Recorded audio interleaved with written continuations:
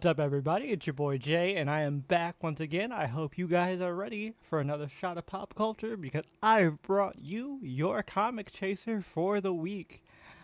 Sorry for the delay. There has been a lot of snow this week where I'm at. In fact, on Wednesday was when the snow really hit us, so I couldn't get out to the shop on New Comic Day, but I did manage to get out there this weekend. So you're probably seeing this on like a Monday, because obviously our podcast episode uploads usually on the weekend, so I wanted to give it a couple days to breathe. But I'm glad I was still able to get this episode out because, man, do we have a good batch of comics to talk about this week. Only 4 books, but 4 great books nonetheless. And I've got to say, man, I always do this in order of, the books that I enjoyed, but I always save, my favorite book for last. But every book in this stack is great. I just want to say that. And as always, this is a video where I will talk about the different comics in depth. So there will be spoilers. So if you have not read any of these books, definitely go out and support your local comic shop. Or, if you don't have a shop near you, buy these digitally. You won't regret it. There's great stuff out right now. So we're going to go ahead and get started with New Gods, issue number 3 by Ram V. This is War. And this is, of course, like I said, written by Ram V with art by Rodrigo Federici. I don't know if I pronounced that correctly. I apologize if I did mispronounce it. The artwork is fantastic in here. New Gods is a very slow burn. Those first 2 issues were all set up, and this was even more lore, but I'm not gonna lie. I am here for the big cosmic epics, and this felt like I was reading a page of straight mythology, and I'm a big fan of mythology. Greek, Roman, Egyptian, Hindu. If you guys haven't checked out Hindu mythology, the Mahabharata and stuff like that, it's just one giant shonen anime, and the epic scale of this is awesome. Yes, a good chunk of this issue is just Metron being told kind of not the origin, but the story of the previous world. Because as you know, if you're familiar with New God stuff, their entire collection of mythology is referred to as the Fourth World. So we get kind of information on the second world, and we find out that the kid that is at the center of this conflict, the one that Scott and Barda are trying to track down, is actually a weapon created by one of the old gods from the previous world, as it were. And it's really freaking interesting. It sets this on a whole big, grander scale. We get to see some classic Mr. Miracle supporting characters. In Oberon, we get to see Oberon again, which is always fun. I'm not super familiar with New God stuff, but I do know Mr. Miracle stuff in particular because I've always thought him and Big Barda were really cool. So it was nice to see Oberon. And I just like this interplay. Like I said, I'm a sucker for these big, grand, mythology tales. So the entire setup for this is awesome. And we see that the invading forces that were kept at bay because of the threat of Darkseid are now moving in, taking over Apocalypse, and now they're going after New Genesis. Now that obviously there's no one to defend Apocalypse now that Darkseid is dead, gone, and basically the foundation of the absolute universe. So big consequences here, and I cannot wait to see where this goes. Like I said, this feels like a very epic grand tale. It's really kicking into high gear now, and we get to really see kind of the stakes in play. So I'm really interested to see where this goes. Honestly, if you're into mythology in particular and you like stuff on like the grander scale, like stuff like Thor or even like the Silver Surfer, like bigger cosmological type stuff, give New God a try. And it's definitely really approachable because it still has like a at the core of it, it's a rescue mission. So it's like it doesn't throw too much at you at once. It definitely drip feeds enough to you where it's not like throwing a million concepts at you at one time, which I'd argue like previous writers have done before with New God stuff. If you look at something like Final Crisis, if you ever read that event with Grant Morrison where the New Gods were heavily involved, they threw a bunch of shit at you at one time. But this, like, is very easy to understand, very new reader friendly. I would totally recommend checking out the New Gods. I think Ram V and Riccardo Federici are doing a fantastic job, and the art is so phenomenal. Talk about being able to depict a grand scale. This is great stuff. Moving on, we've got Ultimate Wolverine, issue number 2. This is written by Chris Condon with art by Alessandro Capuccio. Again, I apologize if I mispronounce your name. This issue was great. Whereas like issue 1 kind of felt like Jason Bourne, this felt like Jason Voorhees, man. This felt like a fucking horror film.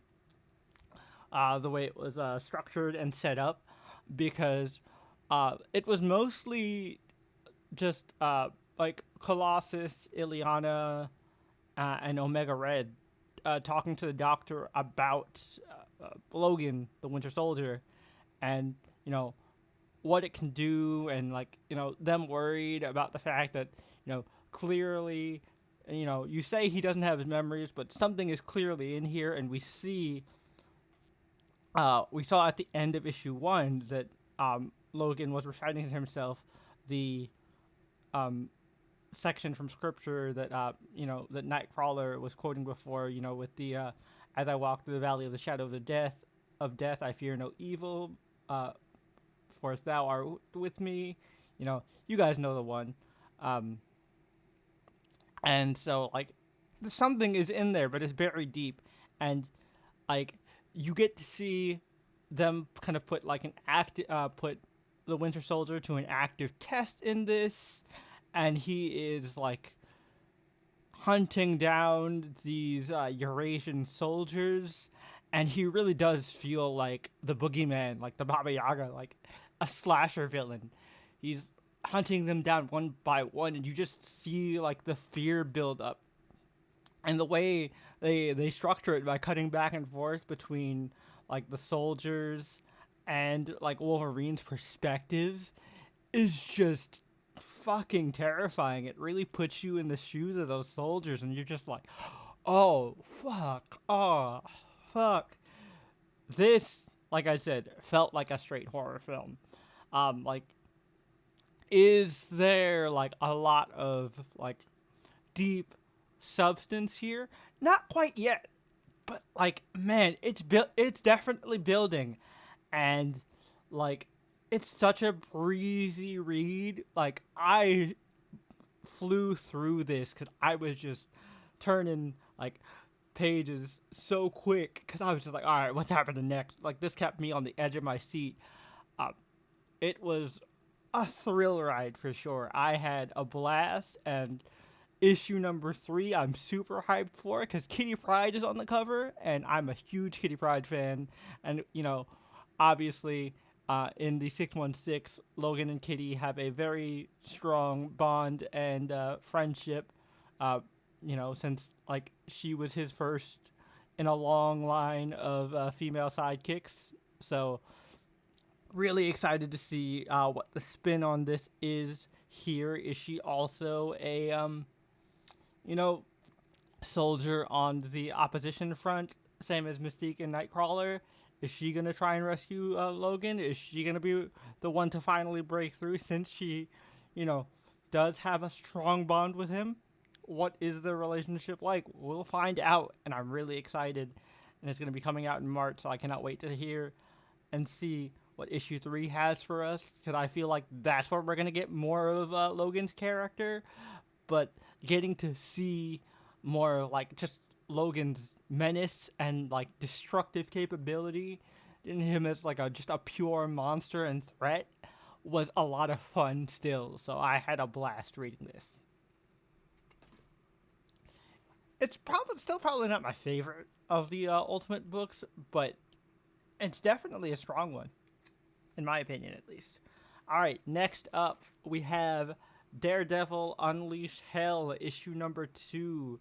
This is written by Erica Schultz with art by Valentina Piniti. Or, yeah, Piniti. I apologize again if I mispronounced your name. Beautiful cover. I got the red band edition. I still don't entirely get the whole red band thing. Like, yeah, it is more violent, and like, they definitely get to cut loose with that aspect, but like cursing is still censored in here.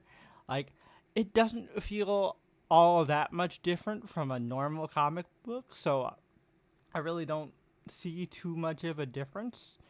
But if you guys are picking up the non-red band edition, let me know if there is a big difference between the two.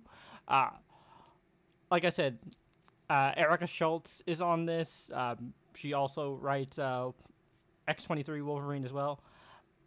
I really like this. This miniseries deals with Elektra versus the Daredevil villain Muse.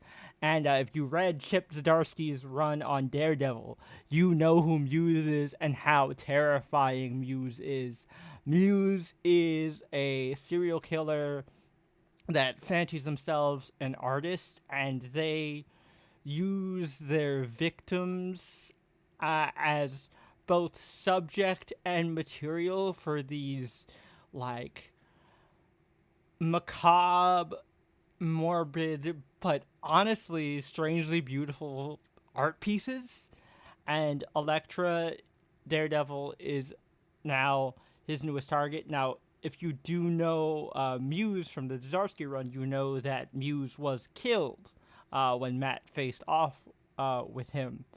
But, like many a Daredevil villains, and even Matt himself, and as Elektra brings up, Elektra herself, Muse has found his way out of hell as a ghost by basically connecting with a fellow tortured artist named Morgan, and he basically like is serving as a twisted mentor, as well as it's almost like a Ghost Rider-esque partnership and bond, because like he is able to like possess her body and thus giving her super strength and reflexes to be on par with like how strong Muse was when Muse went up against Matt, and Elektra gets to see this firsthand. I also do like that we get Elektra interacting with Cole North, another supporting character from Zdarsky's run on Daredevil, and that was a lot of fun. We get to see a little bit of a fight between Elektra and Muse / Morgan in this, and it's really good. And I like Elektra's kind of back and forth, like contemplation of like, like this girl is inexperienced, like is someone like her really capable of this? And it's like, well, I was like her once. I was definitely capable of terrible violence, so I can't underestimate this. I can't underestimate this young lady. And man, it gets really intense, and it leaves on one hell of a cliffhanger. Elektra is in a very tight spot. Like, Muse is someone who does not fuck around, and like, dude, you want to talk about horrifying shit? I talked about how like it doesn't feel like the red band like is entirely justified. I take that back a little bit with this in terms of the subject matter, because what I like about this is the tone and the vibe. It feels almost like a Vertigo book in terms of how like just really grounded and terrifying it is. Like, this book is very good at building up anticipation. If you like are a fan of like darker true crime serial killer type stuff, I totally recommend picking up this miniseries. And the art is phenomenal. Valentina Paniti does such a great job. This was great. I enjoyed the hell out of this. Elektra kicks so much ass, and she totally deserves to rock the horns. She does the title of Daredevil justice for sure. Uh, this, while the first issue was a great setup, this was a great follow up and real hook in order to like get me to be like, oh shit, how is Elektra gonna get out of this? Now this is only gonna be a 4 issue mini, so of course we're halfway through, so they had to really come through with this one. But I feel like they did deliver. I really enjoyed this, and I can't wait to get more of Daredevil Unleash Hell. And I like seeing Elektra dealing with supernatural threats, like the darker supernatural, like more hell focused stuff is also what gives it more of like a Vertigo-esque vibe. And it just feels like dirty or like really dingy and like down in the gutter. Like Hell's Kitchen feels like a much like more visceral place. It feels like 70s Hell's Kitchen in this bitch, and it's really intense. Really enjoyed this issue. I definitely recommend checking it out if you are a Daredevil fan. Because like I'll be honest, I have not been feeling solid in a meds run. I don't pick it up in physical. I've been like checking it out here and there digitally. Not really feeling solid in a med, but I really am enjoying uh, like this Daredevil miniseries starring Elektra. This feels like the Daredevil that I want to read for sure. Now, last but certainly not least, we have probably my favorite book of the week. No surprise here if you know me. This is a book I've been looking forward to forever, ever since it was announced. And this is Zatana #1, written and drawn by Jamal Campbell.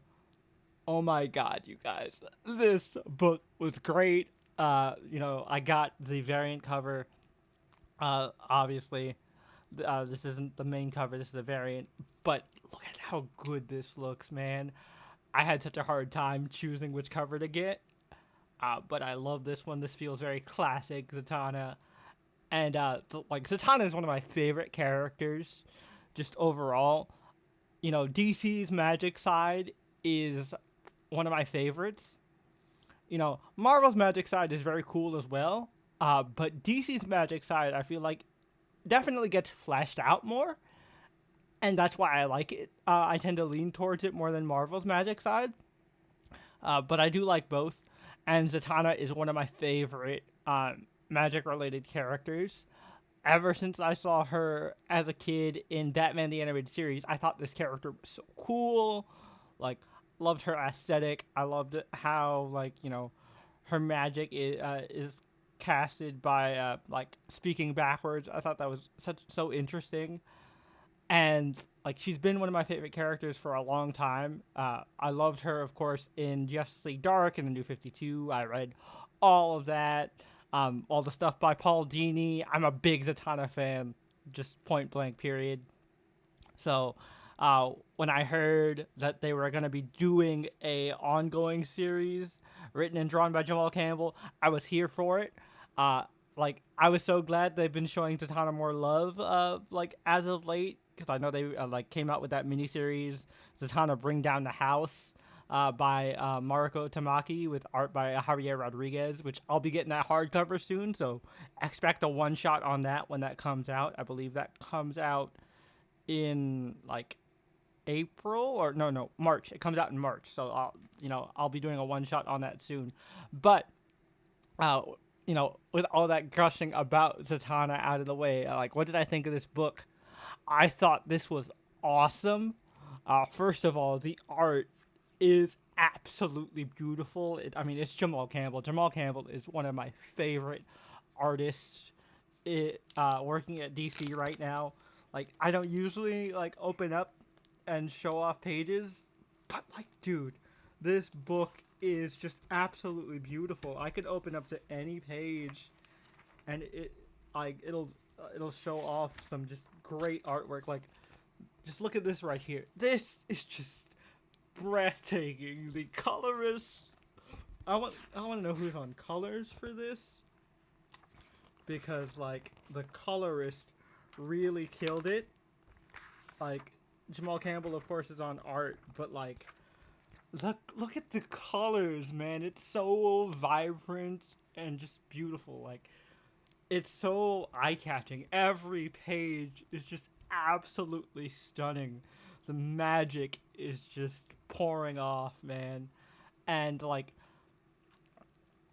I really like whenever a Zatana series focuses on her as an entertainer and as a touring musician, and like, definitely Jamal Campbell has studied at the Scott Snyder School of Writing, because like it also pulls in like a little mini history lesson about like the theater where she's going to be performing at in San Francisco, which is apparently like a legendary, very historic theater.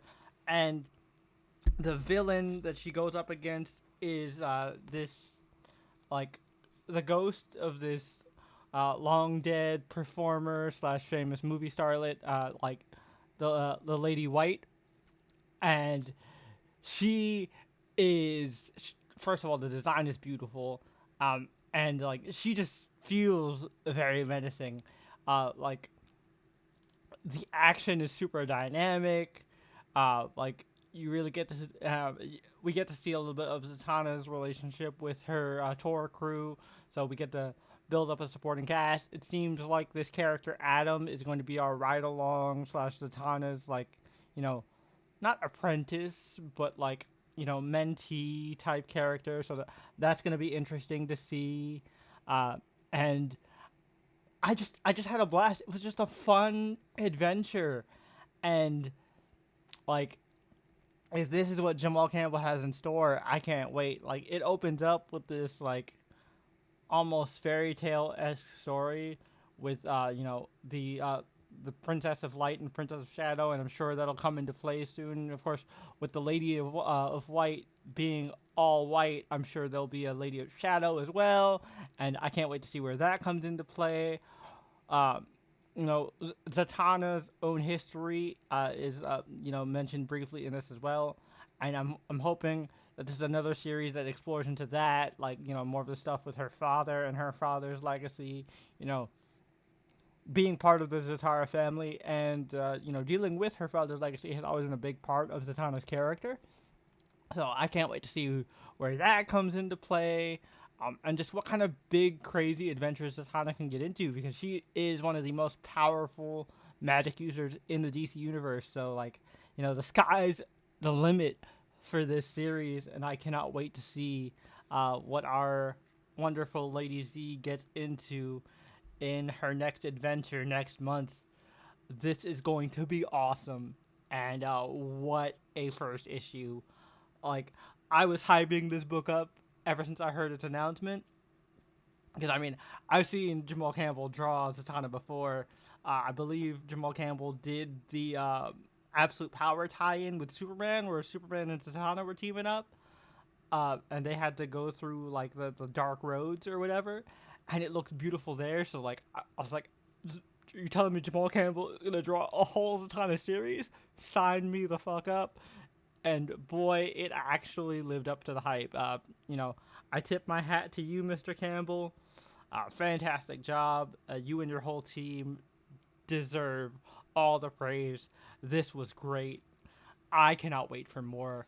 Dude, like, I'm so hyped for this. Like, this is going to be at the top of my pile. Alright, yeah, so clearly, Zatana #1 is my pick of the week. I've gushed about it enough. You guys already know. Absolutely love this book. One more time, Jamal Campbell, you did great. I cannot wait to read more. Like, my camera cut me off in the middle of my, like, praise for it. But like I said, this is gonna be at the top of my pile every month. Man, like, I'm so looking forward to reading more of this. But yeah, that pretty much brings this week's episode of Comic Chaser to a close. Let me know what you guys picked up this week. And, do you guys have any recommendations for me? Let me know all those thoughts and feels in the comments down below. And also, real quick, a big shout out to y'all. Thank you guys for showing my Radiant Black one shot a lot of love. I wasn't sure if you guys were going to be as receptive to indie books, but that gives me a lot more confidence to be able to post more content covering indie comic series on the channel moving forward. So thank you. And as always, don't forget to do all the usual YouTube things. Leave this video a like, and don't forget to hit that subscribe button and notification bell so you don't miss any of our new vids, which include podcast episodes, more episodes of Comic Chasers, and much more content coming your way. So, as always, guys, I have been Jay, and I hope you have enjoyed this shot of pop culture, because I am glad to have brought this Comic Chaser to you. Until next time, I'll catch you later. Peace.